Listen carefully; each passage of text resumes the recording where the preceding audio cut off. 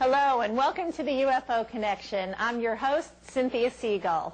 Our show today is about a very important event, September 19, 1961. Betty and Barney Hill bringing on the beginning of the first official abduction reports. And we have an extraordinary honor tonight on our show because we have on as our guest Betty Hill speaking with us all the way from New Hampshire about this landmark case and remarkable UFO sightings that have been going on for decades in the New Hampshire hills outside her home ever since this event has taken place. So please join me in this remarkable opportunity and honor to hear one of the most important people in UFO history, Betty Hill. Betty, thank you so much for joining us. Can you hear me okay? Yes, I can. Hello. Hello. We are so honored to have you on our show. It's just amazing. We appreciate your giving us this time. Thank you. Now, you've had a lot of media attention, which in the beginning was not very welcome to you, was it, because of this abduction experience? Actually, right after this happened, we were able to keep it quiet. Yes. For 4 years. 4 years. Uh-huh. Boy, that's not easy. Now, what happened? Now, I understand you didn't willingly suddenly go public with this. What was the event? How it became known was an investigative reporter for a Boston newspaper somehow heard about our experience, and it was published on the front pages of this Boston newspaper for 5 days. Wow. Without ever meeting us. We had to go to the store to buy the newspaper to see what was being said. Well, in fact, didn't this reporter approach you asking to interview you, and you refused? Right. He had contacted us. So we said we were not interested in publicity. Yeah, but he went behind your back anyway, and without your input, published these articles over a 5-day period. What kind of an impression or tone were the articles? How did he make you look to the public? Actually, they were very accurate. Yeah, whoever his source was, it was good. Okay. So he was accurate about the event, but how did people react? Like, what happened when these articles suddenly appeared? Well, this is in the early 60s. Were you worried about your reputation at that point?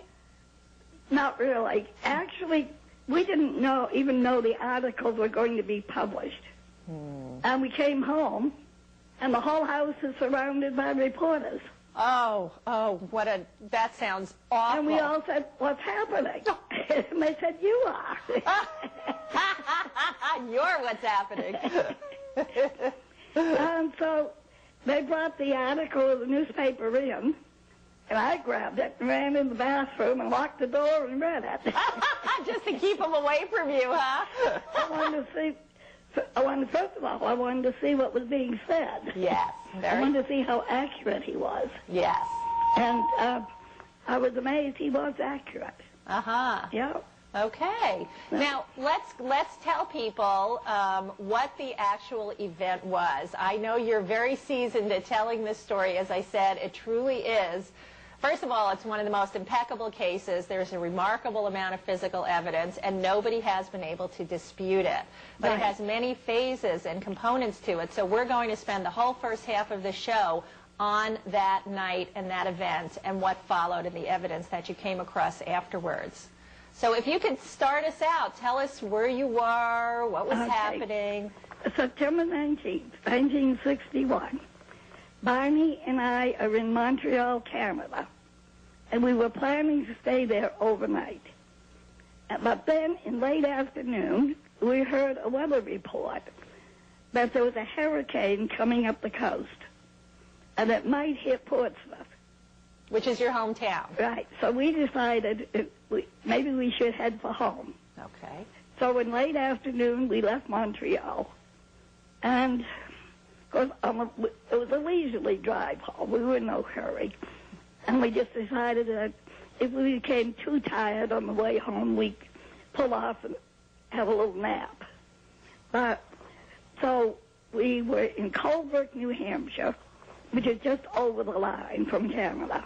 Okay, on the way home. On the way home, and we stopped and had a snack to eat so that we always knew what time it was when we left. Okay. It was 5 minutes past 10. Okay. And then we started down through the White Mountains of New Hampshire. And no traffic. Beautiful night. Moon is full, bright. We're driving along, relaxed, because we'd been in Canada for a few days before we went to Montreal. Yeah. And we're enjoying ourselves, and all of a sudden, I saw what I thought was a new star in the sky. And you're a seasoned, experienced stargazer because of your beautiful open skies and clear skies in New Hampshire. Right. I was quite well acquainted with the skies generally. But this star was coming in next to the moon, and it was getting bigger and bigger and bigger and brighter. So we were curious, so Barney stopped the car, and we got out to look at this star.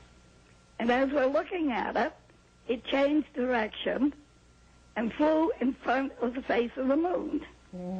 So we knew it wasn't a star at that point. Could you make out the shape, or did it just appear round like a standard star? No, actually, we couldn't see a shape too much, but what we saw were multicolored beams of light shooting out from the craft. Wow. So it was really quite spectacular right in the beginning. My. Even at that distance, you could see lights, multicolored lights. Yep. Wow. And then, while we're standing out there, well, first of all, we had our dog with us. Yes. So I let the dog out of the car, and then I put the dog back in the car. And at that point, this object changed direction and began coming in towards us. Now, this was puzzling, because, first of all, 1961, I don't think either Barney and I had ever really, we'd heard something about flying saucers, but we didn't know anything about them. Okay. And so, but we were curious about this craft. Okay, so there wasn't fear at that point. You just kept pulling off. Curiosity. Okay. And then, actually, it followed us for about 30 miles. That's pretty long. We would slow down, and it would. And it paced us. Oh. How far away was it at this point, Betty? Oh, not very far. Not very far? What does that mean? Like, we're coming down through the mountains, and the highway would curve, and the UFO would go straight over the mountain, come out to the end of the mountain, and sit there and wait for us. Oh, so it would pause and hover in midair and then start to move again. And when it came up to it, it would start flying beside us. Now, wait, I still need to get an idea of how close we're talking. Are we talking airplane? Oh, no. Or, airplane height or star height or cloud height or... We're talking about, well, let's see, the mountain's probably 4,000 or 5,000 feet. Okay. And I would say the craft was 50, maybe 50 feet above the peaks. Okay. And the mountains, actually, almost the roads, the highways are right there next to the mountains themselves. Yes. You know, there's no space in between. Right. So it was close. And so we got to an area known as Indian Head. Just before we got to Indian Head, this craft now is quite close to us. So we're puzzled. And we have no fear. And I put the window down of the car and waved to it. You waved to the UFO? Yeah. Betty. Well, about a half mile beyond that. Did you get any response? I know that sounds silly, but was there any response? Yeah. What kind of response? Came out over the highway and stopped directly in front of us. So that was the first time? In midair. So it was sort of off to the side, but then after you waved out of the car? Came out in front of us. That's a definite response. That's a definite response. Now remember, Barney had been in the military, World War II. Okay. He's curious. What kind of craft is this? So he's intellectual. He's never seen anything like this before in the military. Well, Barney was also an avid plane watcher as a hobby for himself, wasn't he? Yep. Well, of course, he'd been in the military, World War II. Yeah. And he knew just about everything that flew. Right. So when this craft stopped in midair in front of us, Barney's going to identify it, if possible. So he takes the binoculars, gets out of the car, and walks to under the craft, looking up at it. So you had stopped at the side of the road, and he now starts walking towards this craft? Yeah, and looking up at it, and I'm sitting in the car. Now, how high or low was the craft at this point? It was quite low to the ground at this stage, wasn't I'd say 50 feet. 50 feet above the ground, out in a field. So at this point, it was right over in front of the highway, right in front of us. Oh, this wasn't over the field; it was on the highway. Barney walked towards it. Okay. Then it moved out a short ways out into the field. Okay. And he started walking out into the field towards it. What did you think when you saw him walking straight for this UFO that's only 50 feet off the ground? Well, I was wondering if he could identify it. You weren't worried at all at that point? No. Okay. No fears, no nothing. You both are very intellectually curious. So, and as Barney walks towards it, he's looking up through the binoculars, and he sees a light, like a big picture window, lighted, and he sees this group of men standing behind the window, looking down at him. Okay, so he sees beings on board this craft, several of them, looking out the window right at him on the ground, right, looking back through binoculars. And as he's watching, one of these men reached behind him, and it was like a panel on the wall, and he was moving levers up and down. And at that point, the craft started to descend. And as it did, a sort of a narrow wing came out on each side, yes, with a red light at the end of the wing. So wings emerged suddenly. Yeah. Okay. And at this point, Barney knew it was something he'd never seen before. And he had the feeling that they were coming down, they were trying to capture him. Now let's stop for 1 second there. The beings he saw on the craft, did they look like normal human beings? Well, from what he could see, he assumed they were normal. He did at that stage? Yeah. Okay, because we do have sketches we can show the audience that they, as he got a closer look, looked pretty different. Okay, please go on. This is riveting. So, as the craft begins to descend, he becomes frightened, runs back to the car, yelling that they were trying to capture him. And we had to get out of there. Yes. So, now, he had something happen with the binocular strap, this heavy, thick leather binocular strap around his neck. We didn't realize it at the time, but when he pulled the binoculars down from his eyes, he did it with such force that it actually broke the strap around his neck. And he actually had a sore neck for several days afterwards from that, didn't he? Right. Okay, all right. So he's running back to the car. Originally, he's out of sound shot from you because of being so far away. Were you trying to call out to him at all while he was in the field? Even though you said you weren't worried about him, did you try to call after him while he was out in the field? When the craft started to come down, I yelled to him. Okay. I'm yelling out, get back in the car. I begin to sense danger at that point. Oh, you too? Okay. Right.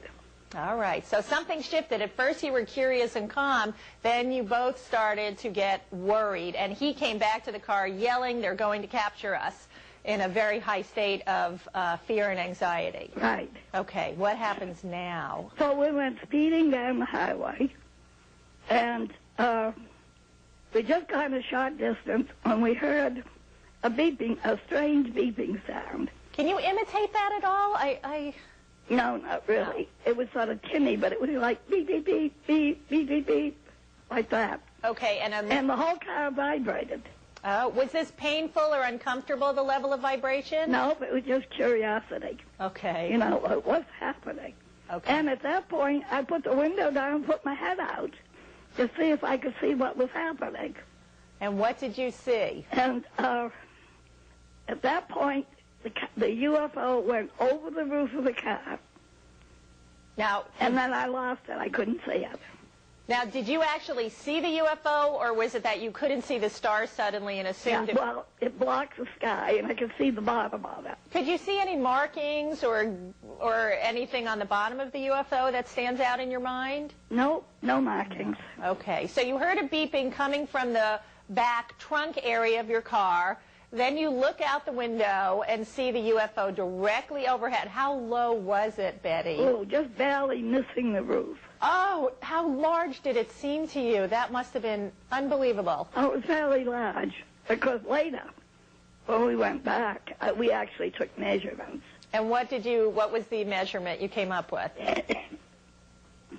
Excuse me. Oh, the craft was approximately 60 feet wide. 60. Between 60 and 65. I would not want a 60-foot craft flying just inches above my car. That is very alarming, to say the least. And not only that, missing the trees on both sides. Oh, that's right. That's true. Mountainous roads in New Hampshire are highly treacherous. Oh, for goodness sake. So Barney is probably driving a bit wildly and fast with this UFO practically landing on your roof. Yep. You're both a bit panicked. What happens now? But then we calmed right down. Huh. And we were watching, and we couldn't find the UFO. It was gone. And we said, well, they're gone. Okay. Well, then about 30 miles south, Barney turns off the main highway onto a secondary road. Was this where you planned to go? No. No. Onto another little narrow road. Now, he did this kind of abruptly, didn't he? Did it kind of startle you that... Well, you see, I really didn't question it too much, because when Barney was traveling, he always studied maps, and he knew every shortcut there was. So you trusted So I just assumed this is a shortcut. Okay.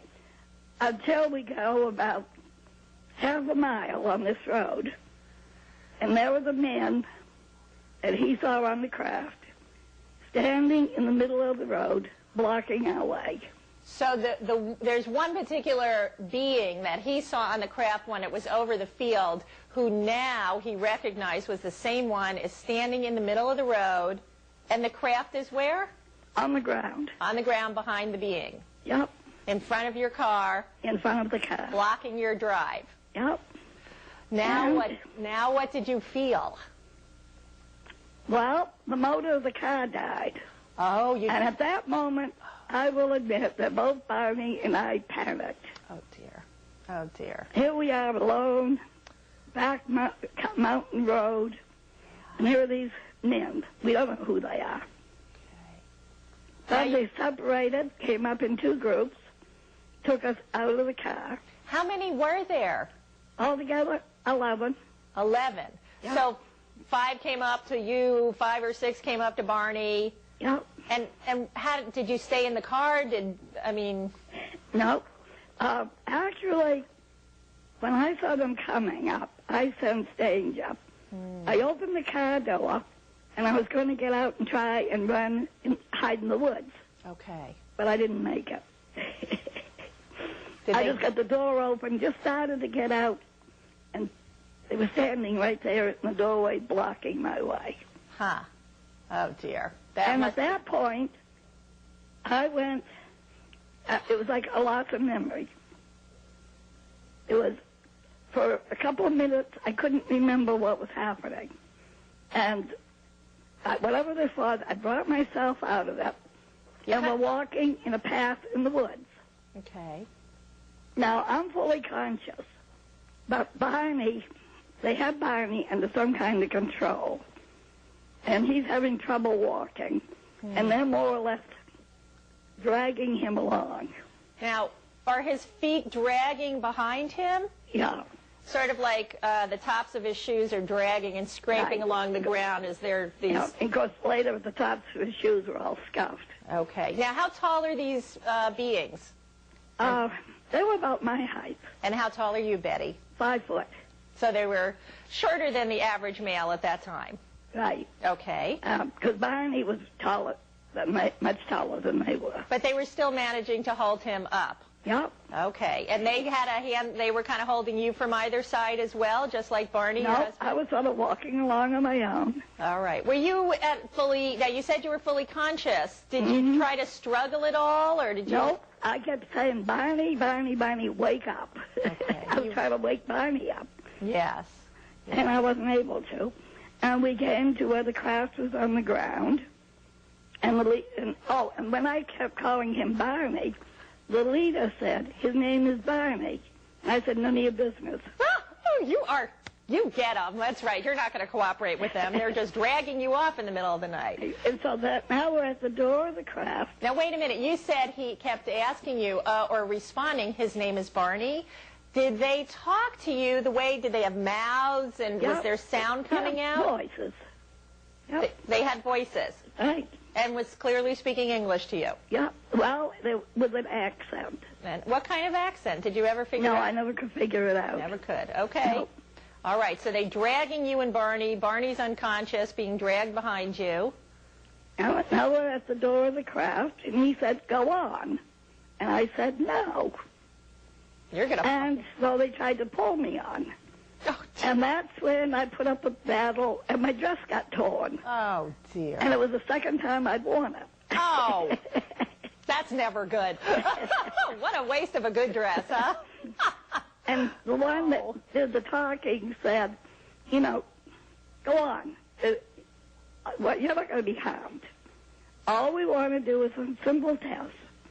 And when the tests are over with, we'll take you back to your car, and you'll be on your way home. So they were trying to encourage you, if you just get on, let us get this over with, you'll be back at your car sooner. Right. You know. Now, did you trust that, believe it? What was your reaction? Well, I didn't have much choice at that moment. So we were taken inside. Barney went in first. Okay. And actually it was a corridor. And there was 2 rooms side by side. And the door going into the room was oval shaped like you would find on a ship. Oh. And we had to step up to go into the room. Okay. It was higher than the floor of the corridor. Now, was the corridor straight and boxy? No, it curved. It was a curved interior corridor that led to 2 doorways, one of which you went into and one of which Barney was taken into, and it was an oval doorway with a step up. Right. Okay. Yep. So, so I went in, and there was, the thing to be, the man who spoke English, we called him the leader. Okay. And he said they wanted to do some tests, simple tests. And then the man, this other man came in, and we called him the examiner because he did the testing. Okay. And then the 9 others stayed out in the corridor. Oh, well. So we called them the crew members. Okay. For purposes of identification. Now, why do you think you and Barney were in separate rooms? Why? Yeah. I questioned that, and he said they could only do testing of 1 at a time. So they would test me, and then they'd go into the next room where Barney was. Okay. Which is what happened. Okay. So if they brought you in at the same time, they'd be taking turns with you. So this was faster. Yes. Okay. They only had equipment for 1 person. Oh, okay. At a time. Was that more alarming to you to be separated from Barney at that stage? Nope. No? Nope. See, it's a new situation. You know, I'm playing it by ear. I don't know what's going to happen. Sure. For all I know, they might roast me for lunch. It's not a very funny thought, actually. That's kind of how terrified were you at that time? Well, after I got inside, then I got over being afraid. Well, see, the leader was doing all he could to calm us down. Huh. I say, we're not going to harm you. Okay.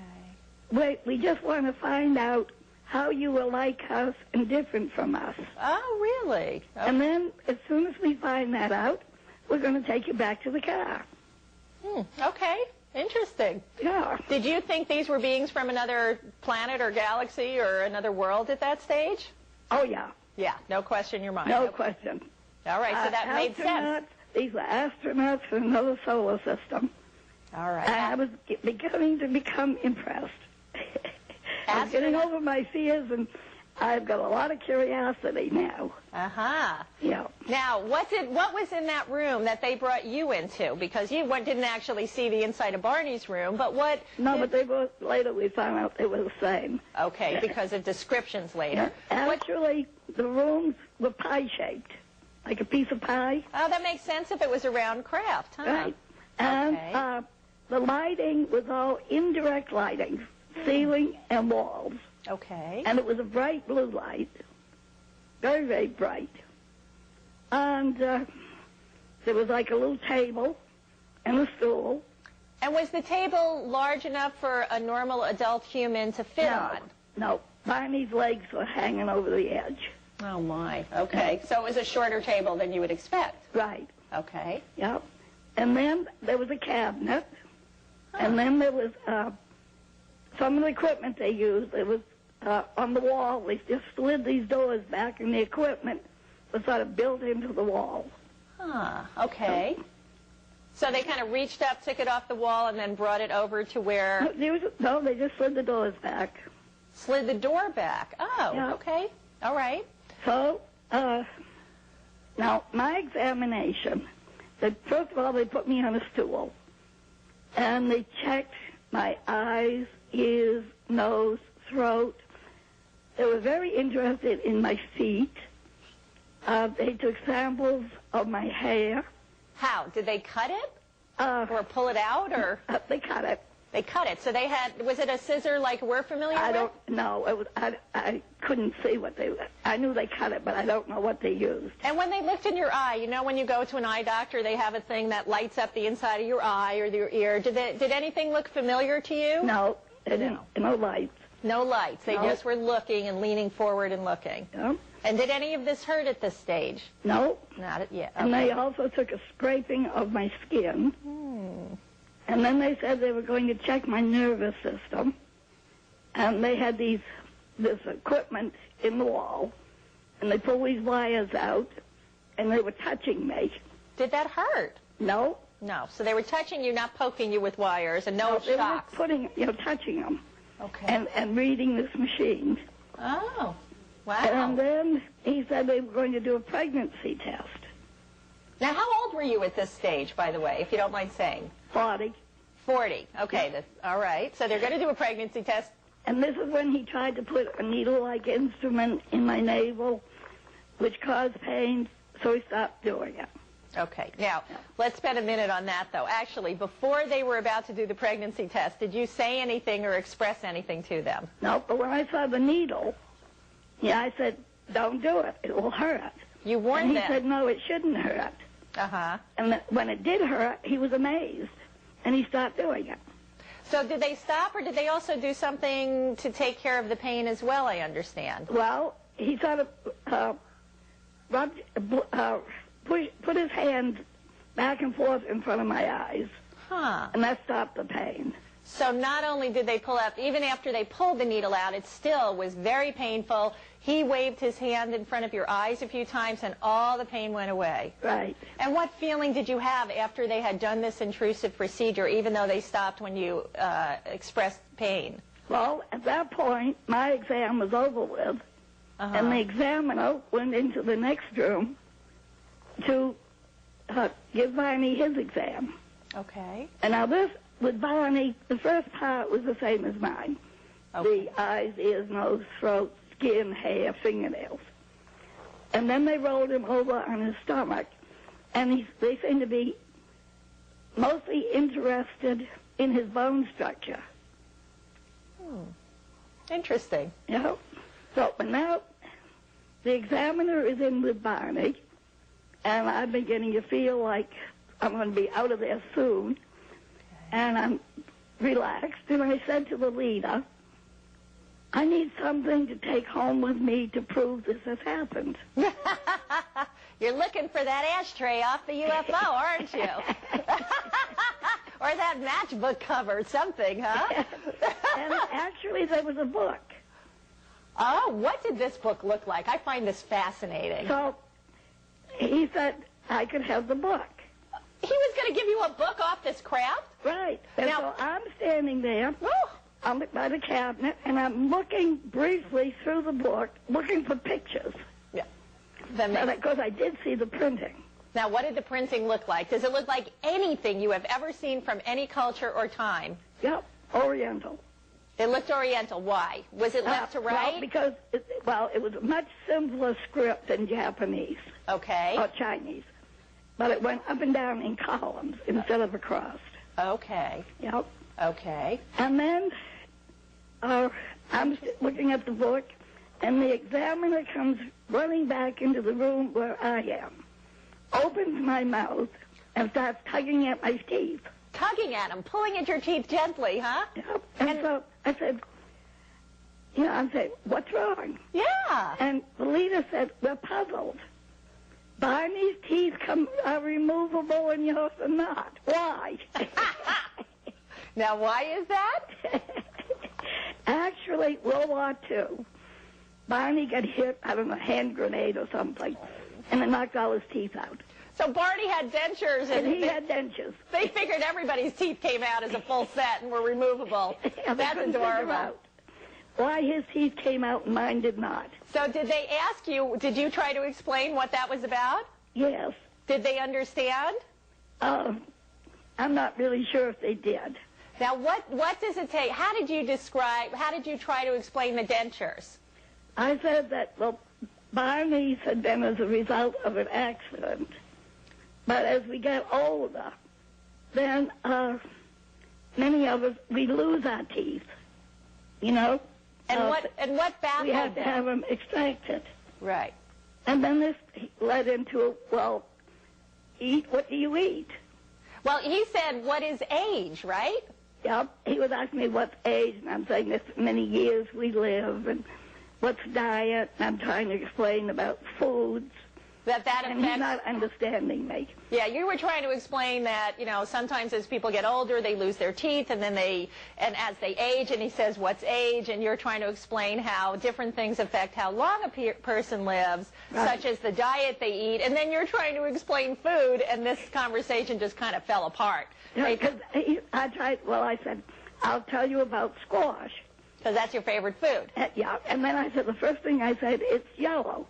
And he said, what's yellow? So he didn't, he spoke English, but in a limited way. Okay. Yeah. So that conversation, you were working on it, but it was difficult. Now, he also showed you something fascinating, and this is one of the most compelling components of your case. Well, I said to him, I know you're not from this planet. Where are you from? And this is when he showed me the star map. He showed you a star map. Right. And we have drawings of your star map. You drew it later after Right. the event. Yep, and he said the broken lines were expeditions, That his... places they'd been once or twice. Okay. And then the other lines, the solid lines, were places they went frequently or all the time. Oh, my. And, of course, later I sketched the star map. Thank Now, heaven. was Earth on this map? Yes.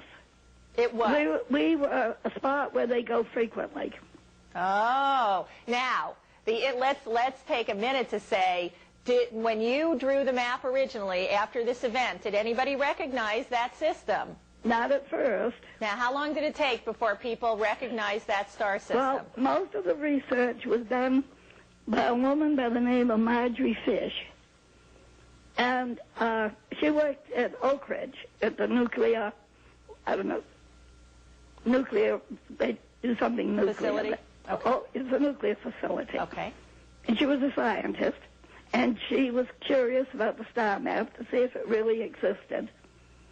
And she took boxes and put strings down, and she started out putting us in our solar system in the middle and working out and getting rid of all the stars that we think could not possibly have life.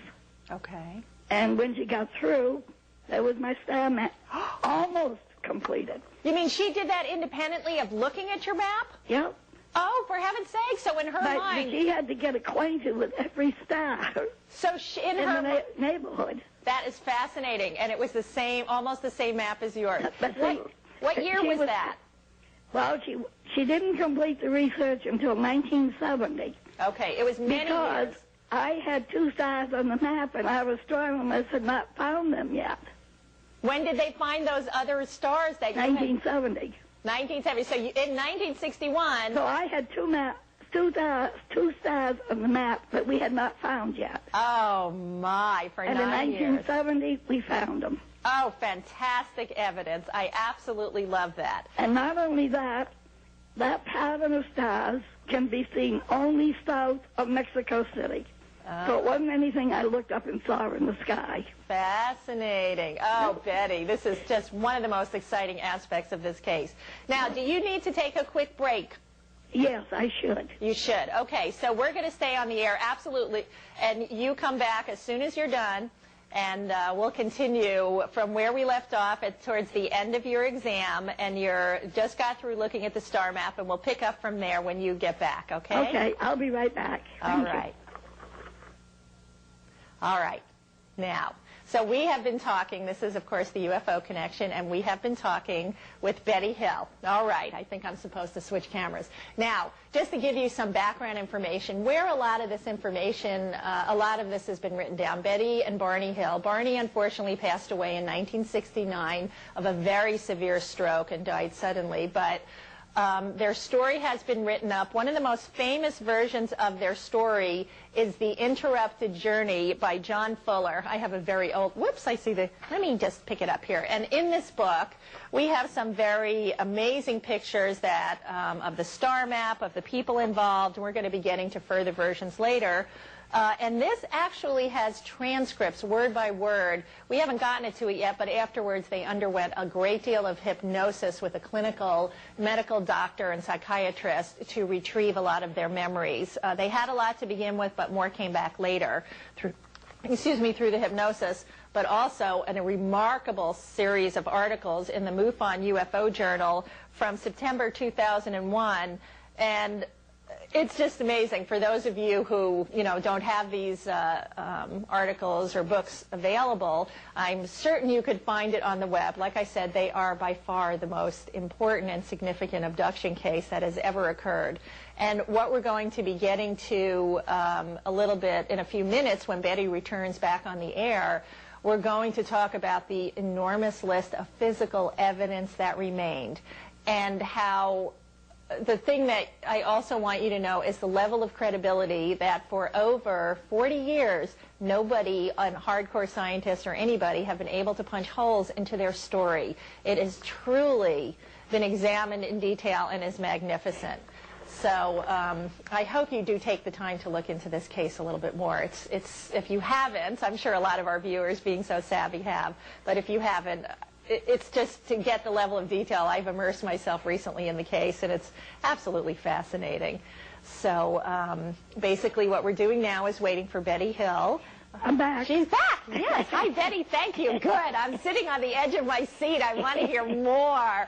Okay. Can we pick up right where we left off? You're on the craft. You've just been shown the star map. You're done with your physical exam, and you're holding this book. Does it have pages like we have in normal books with a thick cover and normal paper-feeling pages? It was very similar to an encyclopedia. So only the pages were very, very smooth and stiff. Okay. And what color were the pages and the ink or the writing on it? White with black print. Same as our books. Yeah. Okay. Yep. Have you ever written down any of the letters or words or symbols that you saw in that book? Oh, I did years ago. Oh. I'm very involved in archaeology, and anytime I see any ancient writings, I check it out. No success. No success. Have you shown it to other linguists? Oh, yeah. Several people have worked on it. And has anybody ever said it looks somewhat like this, or is anybody... Nope. Totally unfamiliar. Still looking. Very interesting. Yep. Okay, so now you're holding this book. Yep, and I'm ready to... After I saw the star map and all, they brought they're bringing Barney out of the room. And how does he look And he's now? leaving the craft, so I pick up the book, and I start to go out behind him. when the crew members start yelling. Now, And did they they make objected to my having the book. Now, did they make actual sounds? Oh, yeah. What They kind were of- mad. You could tell from the tone of the voice they were furious. Were they using words or... Well, I couldn't understand what they were saying. They had a language of their own. I know in the book it was described as like humming almost, but Almost like a humming sound. almost yeah. like a humming. Okay. Yep. So they're Anyway, all. So the leader took the book back. Oh, what did he say, or what did you say? Oh, I became angry at first. Yeah. And then he said he would walk part of the way back to the car with me. He said, I have to take the book back because the crew He said- members don't want you to remember or have. He Don't. said, I have no objections to you having your book, the book, but they do. So it's obviously a community agreement Yep. concept among them, even Yep. though he's the leader. So that leading Barney, and then I leave the craft, and the leader starts walking with me, and he gets almost up to the car, and he stops, and he's going to leave. And I said to him, this has been the greatest experience of my life. I have been honored to meet you. I have many friends who would like to meet you. Will you please come back? And he said, I don't know. It's not my decision to make. So even. So I said, well, if you decide to come back, how will I know this? And he said, you will know somehow. Oh. And with that, and then he said, stay by the car, and you'll be far enough away from the craft so that you won't be in any danger when we leave. Oh, interesting. So I went up to the car, and Barney's sitting in the car, and I said, come on, get out, watch him leave. And I picked up the dog, my dog Delcy, a dachshund, Uh-huh. and was standing there. We were watching the craft leave. It becomes surrounded with this red, fiery substance. It looks almost like fire, but it's not. Wow. Lifts out of it, and it dips up. And I'm saying to the dog, Chelsea, look at this. You may be the only dog in the world to see this. And she's scared to death. She's got her head tucked under my arm. Oh. She won't look. Oh. So we got in the car and we come home. Oh. So the whole time you and Barney were on the craft, Delcy, your Dachshund, was In the car. cowering and staying put in the car without you, scared. Right. Okay. Yeah. So you watched, so even though you had been, against your will, both you and Barney dragged out of your car, given a physical exam, underwent some degree of physical pain, you still felt honored to have met them and were hoping to have a future encounter when Right. it was all Why over. didn't we come back? Okay. So No. you watch the craft fly away, you get back in the car, now what happens? We There's drive even home. more. We drive home, and we get home, and Uneventfully you get home, something Yeah. happened. Wasn't there something? no. Wasn't there some missing time or? Oh, well, when we got home, Barney said, gosh, the trip took longer than what it should. About 2 hours longer at Right, least. about 2 hours longer. And then we found the highly polished spots in the trunk of the car, apparently where the beeping sounds had originated. So when you went to look at the trunk of your car, on the surface, there were highly polished, perfectly round surfaces, Yep, like marks or something. shiny spots. Now, there was more beeping on the way home. See, there's a segment that after the UFO flew off. When we got back, we left the craft. When we got back on the main highway, Okay. they beeped us again. Okay, and And then, this is when I said, I don't know where they're going, but I wish them good luck. now, you had kind of a shift in consciousness as well when that beeping occurred, didn't you? Yep. What would you say your state of consciousness was right after the craft flew away, you were driving, and right after you heard the beep about 30 minutes later? Well, particularly with Barney, he was fully conscious. Okay. But even before that, he was still sort of, how would I put it? He was sort of dazed. Dazed. Yeah. But And when we after- heard the second beeping sound, he was wide awake.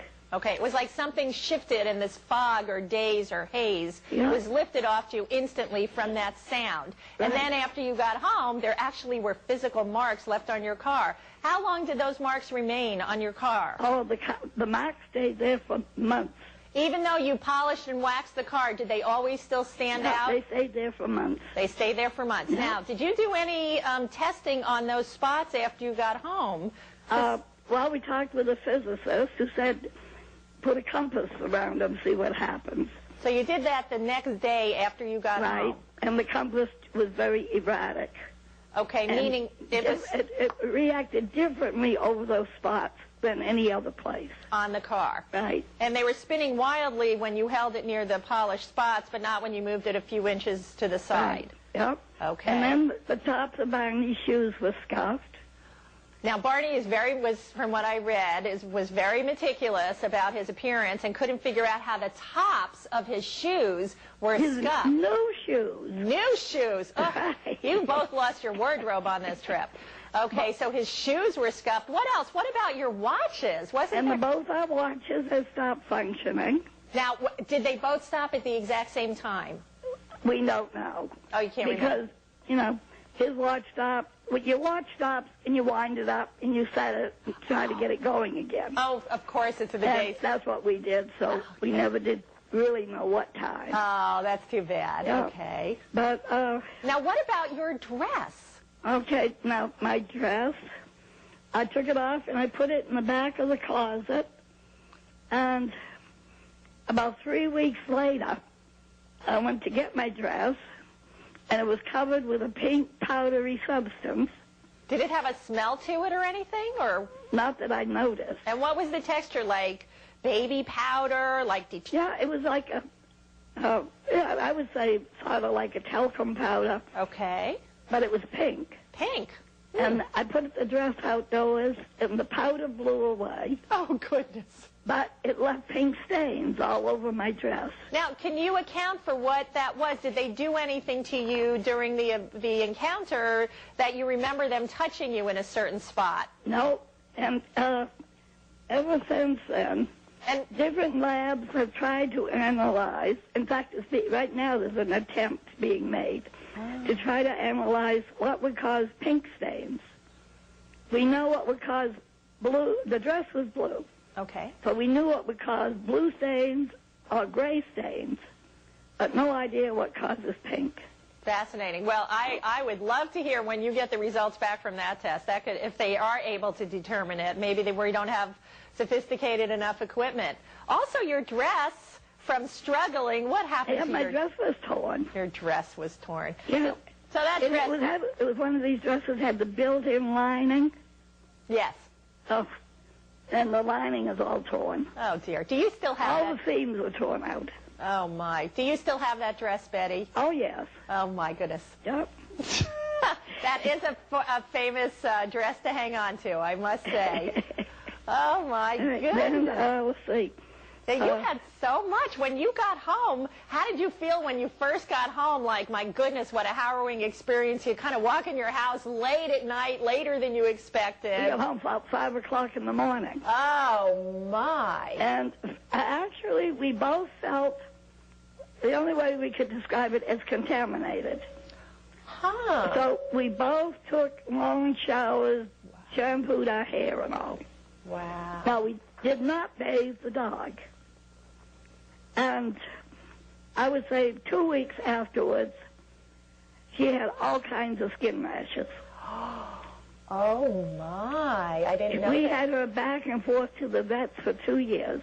Oh, dear. Do you think there was some kind... Whoops, we're having a little feedback here. Do you think that was some kind of radiation exposure or from that pink dust off your dress? I don't know, but whatever it was, she was very uncomfortable. Oh. I mean, she had big boils. Oh, dear. Is that a symptom of radiation exposure? I have no idea. Okay. All and right. the vet didn't know what was doing. He just said she came in something that didn't contact with something that did not agree with her. Yeah. Now, did you or Barney... can we get rid of the feedback in here? Did you or Barney have any illness as a result of your encounter? No, not then. No. No. But then, Good. Now, what about how were your emotions after the fact?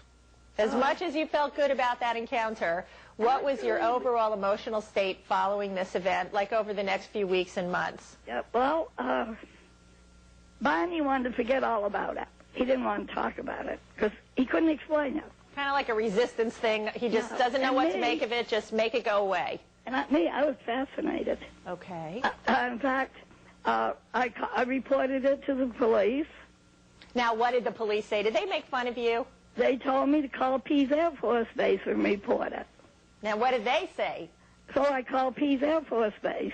Now, they had a special responsibility in 1961, actually. They were, in fact, collecting UFO reports at the time, weren't they? And, well, they called us back several times. And then one time they said that our phone call was going to another base, not Pease.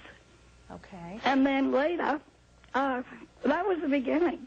Now, was there From any... then on, Bonnie and I, every Friday night, we're out at the officers' club.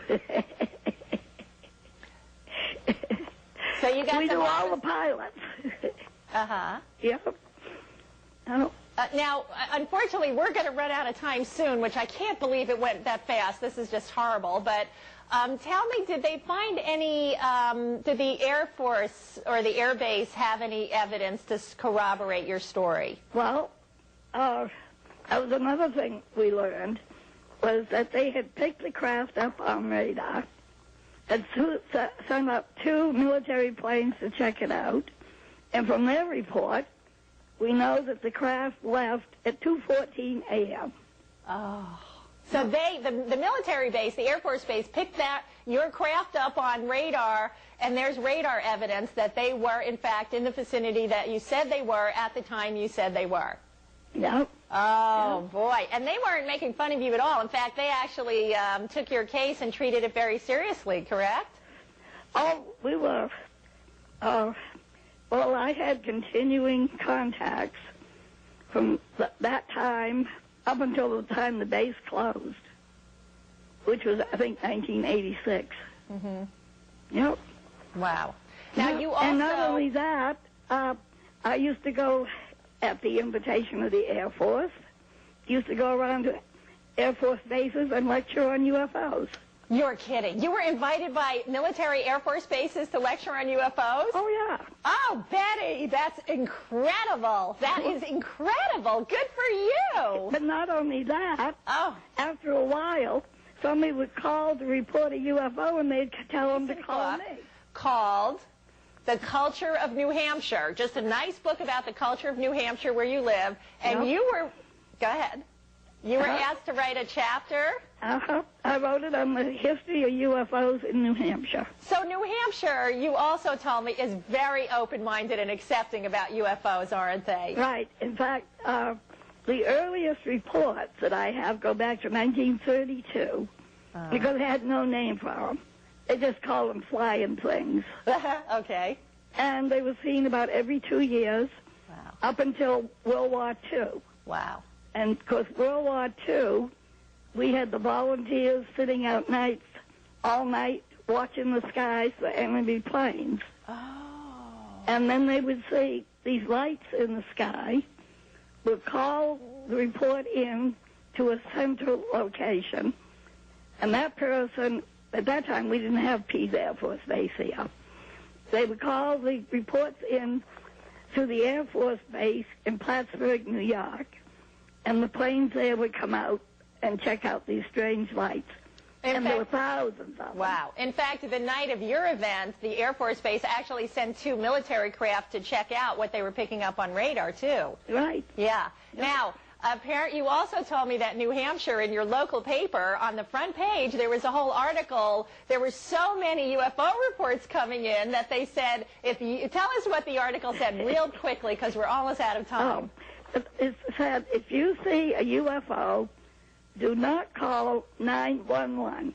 It's not an emergency. Because too many calls were coming in. I just love it. Now, and one more important thing I want the viewers to hear. You told me since that event, up until they built a housing development, you had huge open space that you could see from your home, a big open area. What has been happening every night for 15 years? UFOs coming in. You have... See, about 6 weeks after the experience itself, Barney and I came home one night and found a pile of dried leaves on the kitchen table. Uh-huh. And in the pile of dried leaves was my blue earrings that I was wearing that night. That disappeared the night of your abduction, and 6 weeks later they mysteriously appeared on your kitchen table. kitchen table. Is that when the sightings in your area And began? it was soon after that. And how many, do you think it was the same beings in Kraft that you encountered the night of your abduction?